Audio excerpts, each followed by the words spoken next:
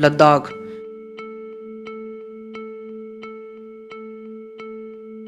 ये वो जगह है जहाँ पर ज़मीन और आसमान मिलते हैं, जिसकी हर सांस में हिस्ट्री है, हर पत्थर की एक कहानी है। और इसी ब्यूटीफुल कोल्ड डेजर्ट से निकला एक ऐसा इंसान जिसने न केवल लद्दाख को बदला बल्कि पूरी दुनिया में नाम कमाया, सोनम वांगचुक। आपको लगता है कि ये नाम आपने कहीं सुना है? जी हाँ, 3 इडियट्स में आमिर खान का कैरेक्टर फोनसुक वांगडू इस इंसान की रियल लाइफ स्टोरी से इंस्पायर है। लेकिन आज सितंबर 2025 में इन्हें नेशनल सिक्योरिटी एक्ट के तहत अरेस्ट कर लिया गया है। गवर्नमेंट कहती है कि ये उकसाने वाले बयान देते हैं, ये मॉब वायलेंस को इनिशिएट कर रहे हैं। क्या सच में ये सब एलिगेशन सही है या फिर एक विच हंट है जो लद्दाख के सबसे रिस्पेक्टेड एजुकेटर के साथ हो रहा है? आज हम जानेंगे कि कौन है सोनम वांगचुक, क्या है उनकी कहानी और उन्हें टेररिस्ट कहना क्यों गलत है।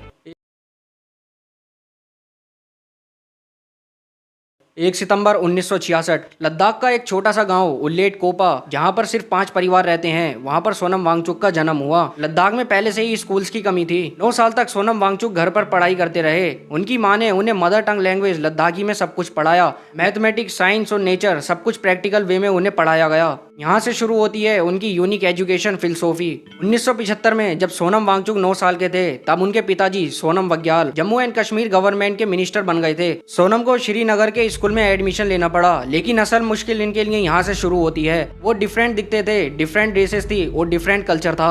यहाँ तक कि वो इंग्लिश या हिंदी भी नहीं जानते थे। उनके टीचर्स उन्हें स्टूपिड कहते और क्लासमेट इग्नोर करते। सोनम खुद कहते थे कि ये समय मेरी लाइफ का सबसे डार्क पीरियड था। मैं डिप्रेशन में था और कई बार मुझे सुसाइड के थॉट्स भी आते थे। एक लद्दाखी स्टूडेंट को लगता था कि वो दुनिया में फिट नहीं रह सकते। लेकिन 1977 में जब वो 12 साल के थे तो उन्होंने एक ब्रेव डिसीजन लिया। वो ट्रेन पकड़कर दिल्ली की ओर चल पड़े पढ़ाई करने के लिए। वहाँ जाकर केंद्र विद्यालय के प्रिंसिपल से प्लीडिंग करते हैं, सर मैं कर सकता हूँ, मुझे एडमिशन चाहिए। उनकी डिटर्मिनेशन से प्रिंसिपल इम्प्रेस्ड हो गए और उन्हें एडमिशन मिल गया। यहाँ से सोनम की रियल लाइफ जर्नी स्टार्ट होती है। 1987 में सोनम NIT श्रीनगर से मैकेनिकल इंजीनियरिंग करते हैं, लेकिन वो कोई ऑर्डिनरी इंजीनियर नहीं बनना चाहते थे। उनके पास एक विजन था, लद्दाखी स्टूडेंट को बेटर एजुकेशन देना। 1998 में इंजीनियरिंग के तुरंत बाद सोनम अपने भाई और 5 दोस्तों के साथ मिलकर student educational and cultural movement of Ladakh शुरू करते हैं। उस वक्त लद्दाख की सिचुएशन इतनी खराब थी कि 100 में से 95% बच्चे 10th के बोर्ड एग्जाम में फेल हो जाते थे, यानी कि 100% में से सिर्फ 5% बच्चे पास हो पाते थे। टेक्स्ट बुक उर्दू में थी, टीचर्स अनट्रेन्ड थे और सबसे बड़ी बात एजुकेशन बिल्कुल अलग थी लद्दाखी कल्चरल से लेकर। सोनम ने सोचा अब ये सिस्टम चेंज करना होगा। वो गाँव में जाकर स्टूडेंट्स को कोचिंग दिया करते थे। वो सिर्फ रट्टाफिकेशन नहीं सिखाते थे बल्कि प्रैक्टिकली क्रिएटिव थिंग्स उन्हें सिखाया करते थे।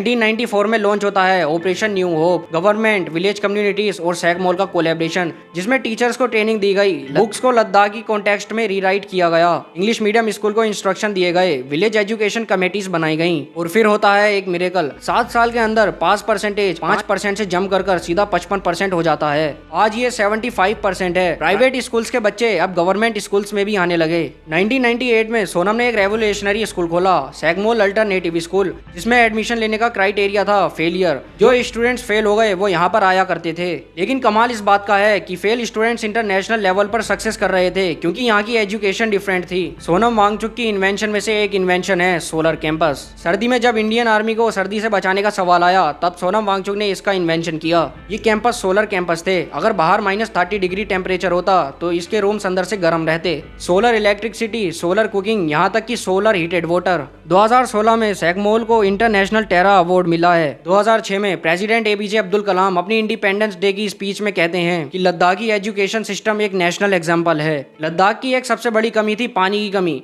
क्लाइमेट चेंज की वजह से ग्लेशियर तेजी से मेल्ट हो रहे थे, जिसकी वजह से पानी वेस्ट हो रहा था। स्प्रिंग सीजन में जब किसानों को पानी की जरूरत होती थी तो पानी नहीं मिलता था। मई 2013 सोनम वांगचुक को एक आइडिया आता है। ब्रिज के नीचे ग्लेशियर अभी भी जमी हुई है, जबकि टेम्परेचर 20 डिग्री सेल्सियस है, क्योंकि वहाँ पर डायरेक्ट सनलाइट नहीं आ रही। सोनम सोचते हैं अगर पानी को कोन शेप में फ्रीज कर दूं तो सूरज के सामने मिनिमम एरिया एक्सपोज होगा, जिसकी वजह से मैक्सिमम वॉल्यूम स्टोर रहेगा। अक्टूबर 2013 में पहला प्रोटोटाइप बनाया जाता है। 6 मीटर हाई स्तूपा 1,50,000 लीटर पानी स्टोर कर लेता है। 18 मई 2014 तक ये पूरी तरह नहीं पिघला, जबकि टेम्परेचर 20 डिग्री सेल्सियस था। ये एक परफेक्ट टाइम था जब किसानों को पानी चाहिए था तो उन्हें पानी मिला। 2016 में सोनम को रोलेक्स अवार्ड फॉर एंटरप्राइजेस मिलता है। स्विट्जरलैंड, चाइल, मंगोलिया, अफगानिस्तान, हर जगह ये टेक्नोलॉजी का यूज होने लगा। सोनम ने पेटेंट नहीं करवाया क्योंकि वो चाहते थे कि ये टेक्नोलॉजी हर जगह फ्री अवेलेबल हो। नेपाल से लेकर मंगोलिया हर जगह सोनम की इनोवेशन का इस्तेमाल होने लगा। 5 अगस्त 2019 आर्टिकल 370 एबोलिश हो जाता है। Jammu and Kashmir 2 union union territory में डिवाइड हो जाता है।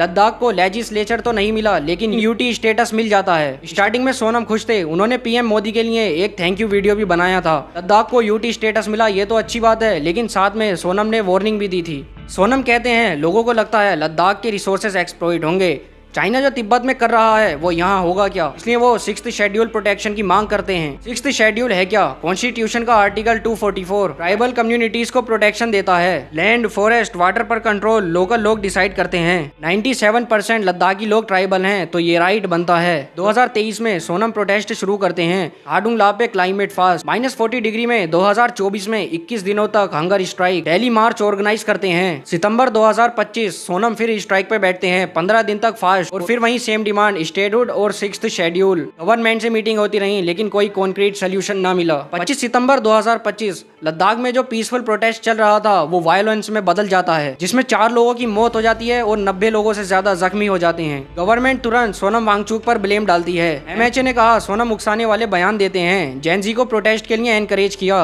26 सितंबर 2025 को सोनम को नेशनल सिक्योरिटी एक्ट के तहत अरेस्ट कर लिया जाता है और उन्हें जोधपुर जेल में शिफ्ट कर दिया जाता है। सोनम की वाइफ गीतांजलि यंगमो स्ट्रांगली डिफेक्ट करती हैं। वो कहती हैं सोनम टेररिस्ट नहीं है, वो एक पीसफुल गांधीयन प्रोटेस्टर है। क्लाइमेट चेंज के बारे में बोलना, एजुकेशन सिस्टम में सुधार लाना, ये नेशनल सिक्योरिटी थ्रेट कैसे हो सकता है? लेकिन रियलिटी ये है, जब वायलेंस स्टार्ट हुआ तब सोनम ने अपना फास्ट तुरंत तोड़ दिया। वो वायलेंस को रोकना चाहते और पीस मेंटेन करने को कहते हैं। अगर वो सही में भड़काने वाले भाषण देते तो वो अपना फास्ट क्यों तोड़ते, क्यों लोगों से वायलेंस रोकने को कहते? सोनम वांगचुक कोई टेररिस्ट नहीं है, वो विजनरी हैं, वो इनोवेटर हैं और वो एजुकेटर भी हैं। 35 साल से वो लद्दाख की डेवलपमेंट के लिए काम कर रहे हैं, इंटरनेशनल लेवल पर इंडिया का नाम रोशन कर रहे हैं। उनकी इनोवेशन से लाखों लोगों की लाइफ सुधर रही है। हाँ, पॉलिटिकल एक्टिविज्म तो कर रहे हैं, लेकिन बड़ी शांत तरीके से कर रहे हैं। वो अपने राइट्स की डिमांड भी कर रहे हैं, लद्दाखी कल्चर और एनवायरनमेंट को प्रोटेक्ट करने की बात कर रहे हैं। वो कोई टेररिस्ट नहीं बल्कि एक देश प्रेमी है। और आखिर में मैं ये कहना चाहूंगा कि सोनम वांगचुक कोई टेररिस्ट नहीं बल्कि एक विजनरी एजुकेटर हैं। जय हिंद।